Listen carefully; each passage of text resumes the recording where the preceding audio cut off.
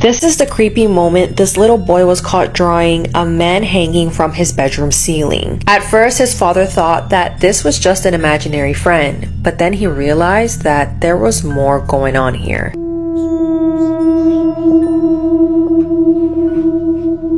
Elliot, what are you doing? Oh, that's cool. What's that?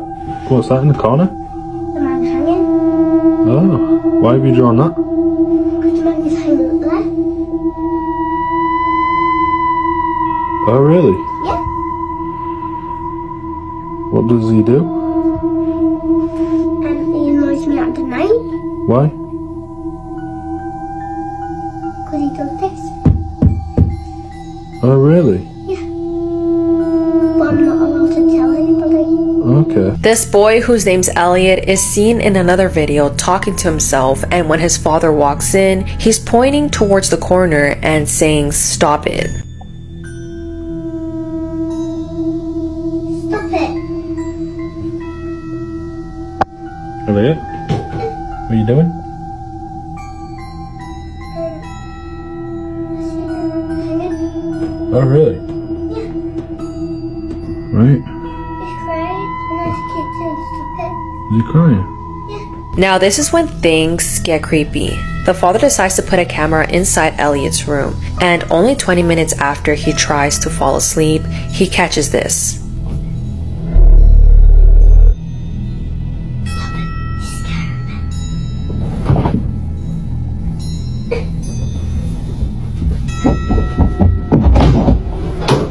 The creepiest places in the world. The Paris Catacombs, France. It contains the remains of more than 6 million people located in the underground tunnels. Bran Castle, Romania. The castle is home to vampire myths and Bram Stoker's character, Dracula. He is described as a Transylvanian bloodthirsty count.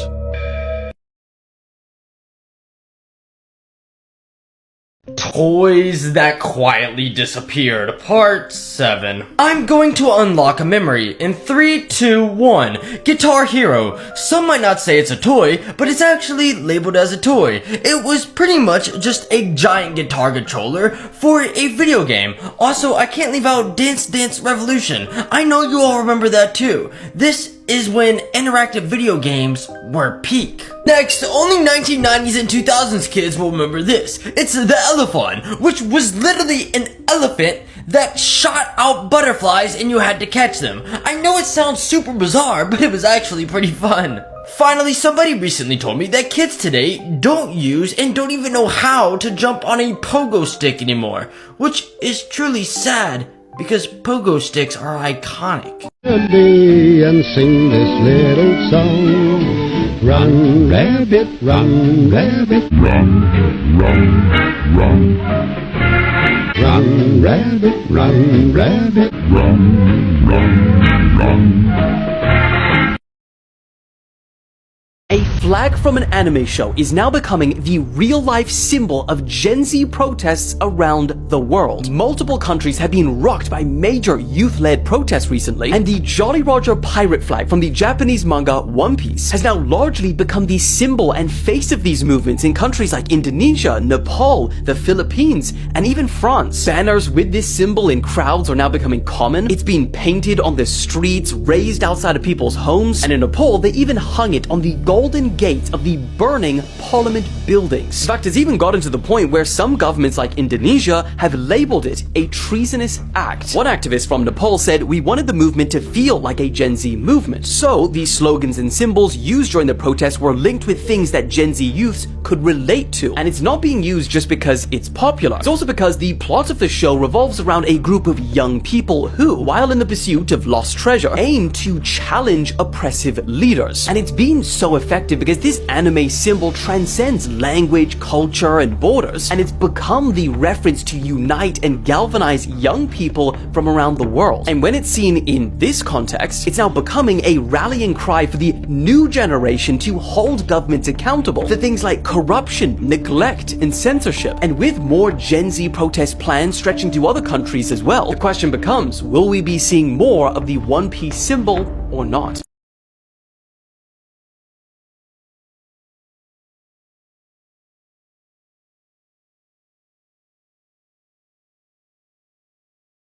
Here are some things that look exactly like other things. This strawberry looks exactly like the baby son from the Teletubbies. Okay, I know I'm not seeing things. You guys see the face too, right? And this person got a Snoopy in their coffee. And this person picked a strawberry that ended up looking exactly like a butterfly. Okay, who else sees the face in the onion? Okay, but these oranges look like a pair of lungs. And this egg looks like a scared ghost. This cactus looks like a person climbing up the rocks. When this tree was cut down, inside revealed E.T. Okay, this one had me fooled. It looks like a frog, but it's a backpack. And this sky formed a face. Okay, I know you guys see this one too. Here are some things I learned today about animals. Male cheetahs have a special bark that causes female cheetahs to ovulate on demand. Damn, chill. Fireflies light up to flirt and signal their desire for a mate. Maybe the fireflies should get some advice from the cheetahs. A single elephant tusk contains enough ivory to make 8 billiard balls. The world's largest chimpanzee sanctuary is here in Louisiana in the United States and is home to nearly 300 chimps that were formerly used in biomedical research.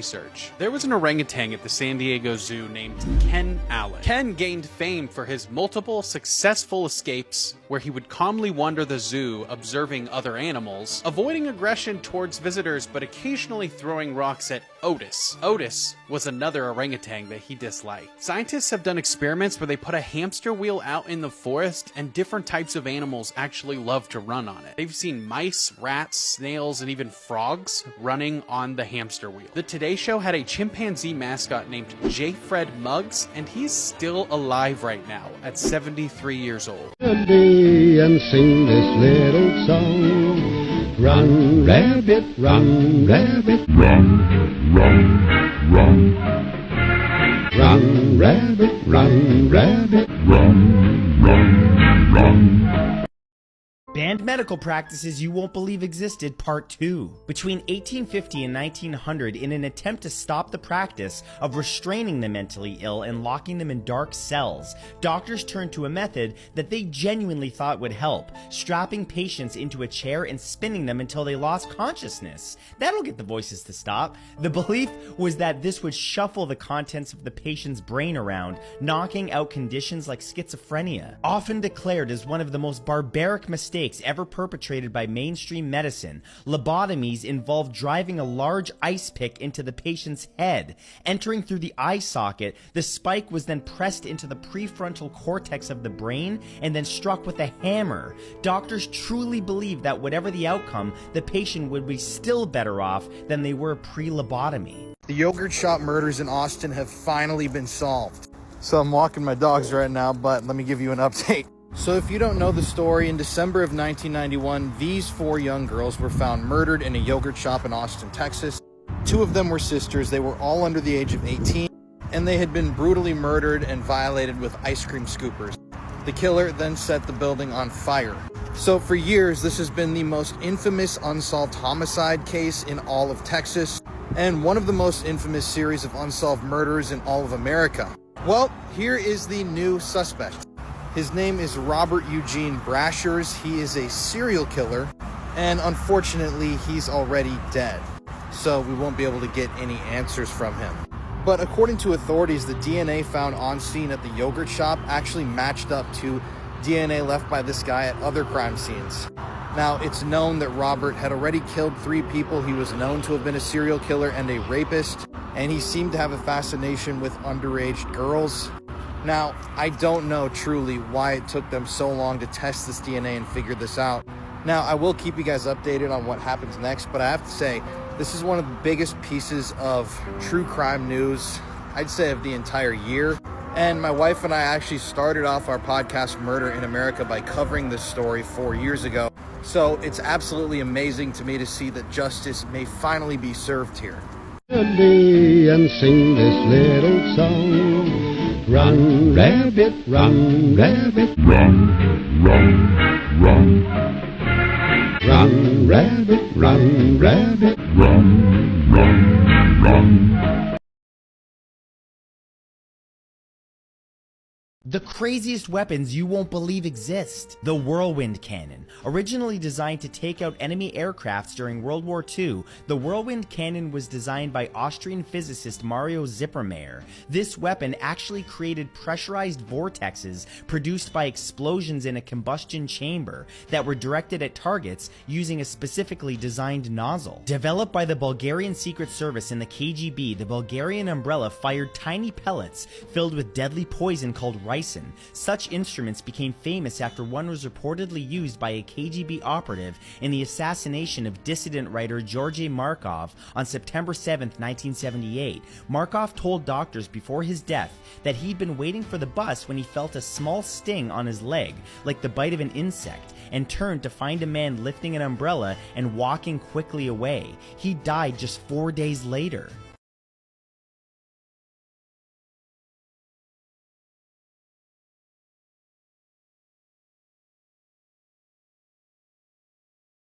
This is the true story of the Tooth Fairy. In the 1950s, there was a woman named Tess Tickle, who was a dentist in Ohio. One day after work, she had discovered her husband having an affair with their neighbor. But before I continue, I advise you to check if your phone is being spied on. Save this video, click here, then here, and if you see this, delete it immediately. Now Tess was angry and heartbroken, but she didn't react. She just told him to pack his bags and leave. Around 7 months later, her husband knocked on the door, begging and asking her to fix his toothache. You see, he didn't have good insurance, and he knew that she used to fix his cavities for free. That's when Tess looked at him and smiled. She said, "Sure, meet me in my office tomorrow night." The next night, she put him under anesthesia. When her ex-husband finally woke up, he realized all his teeth were gone, and Tess was no longer there to be found. The next couple of years, men and women who are unloyal to their partners started reporting waking up to a dark figure who puts them to sleep and steals all their teeth. When police started to investigate, it led them to a cave in the forest. Then they saw something disturbing. Type part 2 if you want to hear what happens next. Late at night in 2006, two men hear some strange noises coming from a forest near their house, so they decide to go have a look. After their footage went completely viral, they would admit that they actually only went into the woods just to scare themselves. They didn't actually expect to film anything. At some point on their walk, they start to notice more and more dead birds on the ground, and so one of them gets out his camera to start filming them. As they're filming the birds, you can tell that they're getting more and more spooked by the whole situation, and then one of the men hears something in the tree line, and the cameraman pans his camera to look.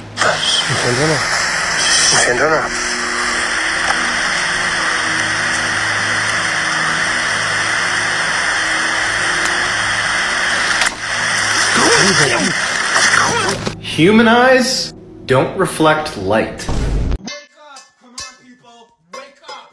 Wake up! Our flight is in 12 hours, though. Yeah, and there's 12 of us, and for some magical reason, like all the time, I'm the one who's in charge of everyone, so stop back. Unlike some people, all I need is 5 minutes. Unless you want me to become everyone's problem, go! Go! I'm ready. What's wrong? Let's go! Are you ready? Yep, come in. All ready. Wow. Thank you so much for helping. Helping with what? The luggage. Oh, silly, these are all mine. Fashion is my passion, you know me. But, oh my gosh, please, what can I help you with? Before we go, I have to cleanse everyone, okay? You are cleansed and protected. Put this crystal in your bag, it's gonna protect you. It's a rock. What's it gonna do? I just wanted everyone to forget it. I have an announcement, everyone. There's 12 of us, so I'm just gently reminding each and every one of you, this is not directed to any one particular person. We all have to remind ourselves to watch our tone. We all have to practice empathy. Let's all practice empathy. If I hear another, what's your tone? I'm done. Maybe I should shove this crystal up someone's. That'll give them a good cleansing. Can you please go to Starbucks, please? We need to go to our gate first. Are you happy now? Yes. Let's go to duty free now. Can we just talk about the drama that happened this morning? First, make sure you have your passport. Oh. What is it? I forgot my passport. I have it. You think I'd let you forget your passport? Why didn't you tell me that you had this? I just wanted to see how long you'd last. We're about to board. We're not in first class. First class is a mentality.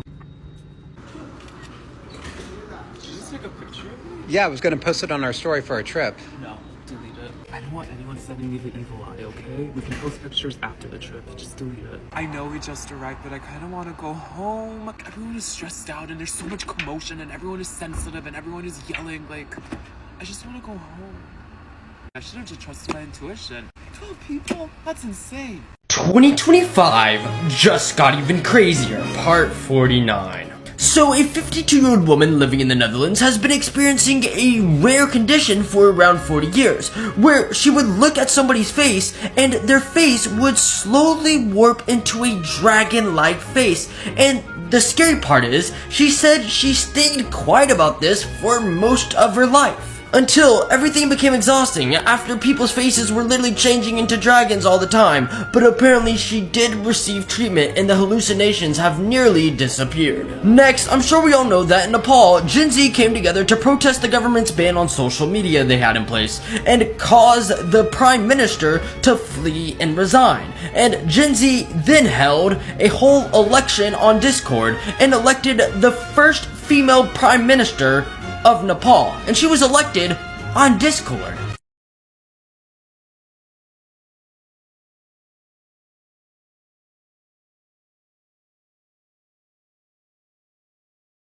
This was the real life Fortnite. In the 1960s, a man named Hugh Jazz was a famous billionaire who owned a private island. He would hire men to take over 100 people from their homes at night while they were sleeping. And when they all woke up, he would make them compete in a game. But the contestants didn't know what they were in for. Before I tell you the rest of the story, I advise you to check if your phone is being spied on by clicking here, then on here, and if you see this app, delete it immediately. He would pile them up in a huge air balloon, and they were forced to jump out with parachutes and land on the island. There he would force them to unalive each other till the last person was standing. The winner received a lifetime supply of riches and would have to sign an NDA saying they would never speak of this again. People who refused to play were permanently eliminated by Hugh Jazz. He would stay in an underground bunker with the world's richest elites watching this on a monitor screen, like it was an everyday sport. They would laugh and make bets on who would win or who would lose first. He did this survival challenge around 50 times before one contestant managed to make a raft and escape the island. 15 days later, when the contestant finally got to land, he told authorities about the famous Hugh Jazz. Eventually, authorities came to the island and found him in a bunker with 10 other famous and rich individuals. They were all arrested for their crimes, and all the survivors on the island were rescued. But eventually, Hugh Jazz escaped and was broken out of prison, never to be seen again. Here are some things I learned today about animals. It is possible for cats to survive a jump off the Burj Khalifa because their terminal velocity is just 60 miles per hour. Sloths only poop once a week, usually losing around 1/3 of their entire body weight in that one poop. They also come down from the trees to dig a hole into the ground, and scientists still don't really know why they risk their lives to do this because they're slow. Just in case you didn't know. Minnesota has lost over 50% of its moose population since the mid-2000s because of a brain worm that's spreading. The Today Show had a chimpanzee mascot named J. Fred Muggs, and he's still alive right now at 73 years old. Scientists believe that native South American monkeys likely arrived from Africa around 30 million years ago. They would have done this by floating on river islands that flowed into the Atlantic Ocean, eventually reaching South America thanks to the ocean currents pushing them. This is apparently a process that was similar to how lemurs ended up in Madagascar. If I can't make you like rats a little more, you can go ahead and unfollow me. Rats are ticklish and they actually giggle when you do it, it's just that it's so high pitched that you would normally never hear it. Mice and rats blush when they're happy and you can tell when their ears become a more vivid pink. Rats are extremely clean and they spend a lot of time grooming and washing themselves. Not only that, but they bond by cleaning each other, which is called allo-grooming, and for a rat, the ultimate sign of trust is letting someone else do their hair. Rats are also neat freaks that'll occasionally organize their food into piles. Pet mice can form strong emotional attachments with humans. Not only will rats react with excitement when they hear their owner's voice, they'll try to groom their human friend as if they were a rat in their own family. And these bonds can easily last a rat's entire life. They're not only highly intelligent, but they can show empathy and compassion. In an experiment, one rat was held in a special cell-like device and one was put outside of it. And every time the rat on the outside got extremely nervous and tried to free the other rat, even though he himself had nothing to gain by doing so. They got racially profiled because it turns out they're actually not responsible for the plague that clapped 200 million people. Scientists believe people caught the plague from other people, not rats. Rats sing like songbirds when they're really happy. Hope this helps. We need to leave in like 5 minutes. How am I gonna get up from this couch? Do you not want to go? I mean, my head kind of hurts, you know. Guess we're gonna have to stay home. Oops. Oops. I bit the apple cause I loved you. And why would you lie? And then I realized you're just as naive as I am. Oh, you're so traumatized, it makes me want to cry. You dumb bitch. This case was surrounding a man named Joseph Fritz, a true scum of the earth human being. Because you see, Joseph had a very dark secret. You see,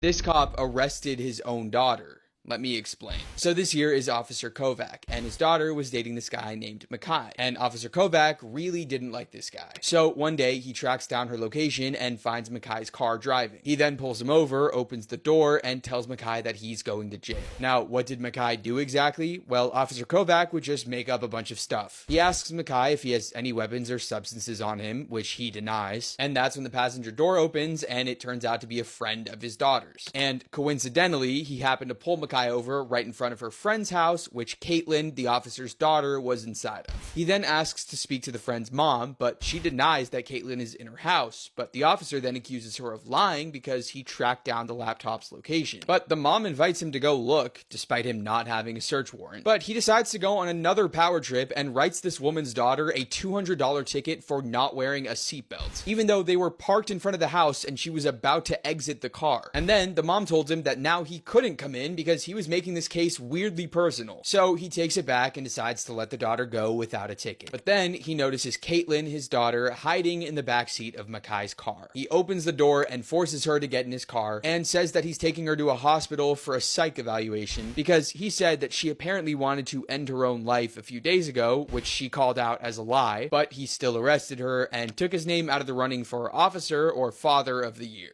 If I can't make you like spiders by the end of this video, feel free to unfollow me. Some tarantulas will adopt a pet humming dog frog and protect them from predators, and in exchange the frog eats the insects that would eat the spider's eggs. The frog gets a bodyguard and the spider gets a tiny god frog for her children. They use chemicals to recognize them, so the spider will grab the frog, examine it, and then release it when they realize this frog is friend, not food. The Patou de Gaulle is one of the smallest spiders in the world, and I defy you to tell me this isn't cute. Jumping spiders are so small that a pair of photographers were able to put water droplets on their head and have a photo shoot with them. And here's what that photo shoot looked like. If there were no spiders in the world, you would either starve to death or go broke feeding your family. Spiders eat 400 to 800 million insects that would destroy crops, so not only would there be less food, it would be much more expensive. Without spiders, a 4 for 4 would be a 4 for 40. Some spiders raise their arms and pretend to be ants. Out of the 43,000 types of spiders, less than 0.1% are dangerous to people. They have tiny paws called tarsuses used to grip surfaces. I repeat, spiders have tiny paws. If you like spiders a little more after this video, you can thank me by following me on Instagram. Growing up, Pauline Dakin always suspected that there was just something off about her family. Years later, she would find out she was right. In 1970, when she was 5 years old, her parents, Ruth and Warren, separated because her father, Warren, was a heavy drinker and he's extremely violent. When Pauline was 9, her mother told her and her brother that they were going to go on a vacation to Winnipeg. They drove all the way to Winnipeg. They went inside their new vacation home, and Ruth informed her children that they were actually never going back, and when you're old enough, I'll explain everything. But right as she was starting to feel normal, her mother told her and her brother that they needed to move right now all over again. This time they were going to go all the way to New Brunswick. Once in New Brunswick, they stayed there for many years. Fast forward to 1988, when Pauline was 23 years old, her mother called her and said, "Hey, I'd like to meet you at a motel. I'm finally ready to tell you everything about your childhood." She saw her mother waiting outside, kind of pacing around, looking very anxious. When they went inside, there was a man sitting in the middle of the room that Pauline immediately recognized. It was the reverend of their church when they used to live in Vancouver. His name was Stan Sears. Her mother explained that the reason they had to move so many times was because Pauline's father, Warren, was actually a mobster. Pauline's mother found out she had a hit put on her head. Stan also found out that he had a hit on his head because they knew about their relationship. And Pauline's mother said, after all these years, we were just tired of being in hiding, and so we've already spoken to the authorities, and they've moved us into a special witness protection program for families connected to the mob. It's referred to as entering the weird world, where basically you have agents that follow you around that are undercover that track what you're doing and make sure there's no assassination attempt on you. She says, well, what happened to Dad? Pauline's mother says, he's in the weird world too. And so Pauline went back home, but after only a couple of days, her paranoia was so high, and she called her mother and said, I want to join the weird world. And so Pauline's mother told her that she would be in touch with one of her agents, and they would contact Pauline when it was time for her to go. But the waiting dragged on for 5 years. Pauline started to doubt this whole mafia thing was even true. And so Pauline called her mother and very convincingly told her that, oh my goodness, someone just broke into my apartment. I think it was someone from the mafia. Should I call the police? What do I do? And her mother said, no, I'm going to get in touch with Stan and see if he knows what to do. And just a couple of minutes later, Pauline's mother called back and said, I spoke to Stan, and he spoke to the undercover agents that sit outside your house, and they said that yes, unfortunately, not one, but 2 men from the mafia broke into your house today. But luckily, they're in custody, so you're safe now. And it was at this point that Pauline realized her mother and Stan had been living a lie since she was 5 years old. There was no mafia. Her father was not a mobster. It was all made up. Stan was suffering from something called delusion syndrome, where totally normal people have one distinct delusion. And during his relationship with Pauline's mother, he passed on his delusion to her, which is shared delusion syndrome. And they took to their graves the belief that the mafia was after them. And so even though Pauline never got an apology from her mother, Pauline ultimately made peace with the situation by writing a best-selling memoir called Run, Hide, Repeat. Check it out.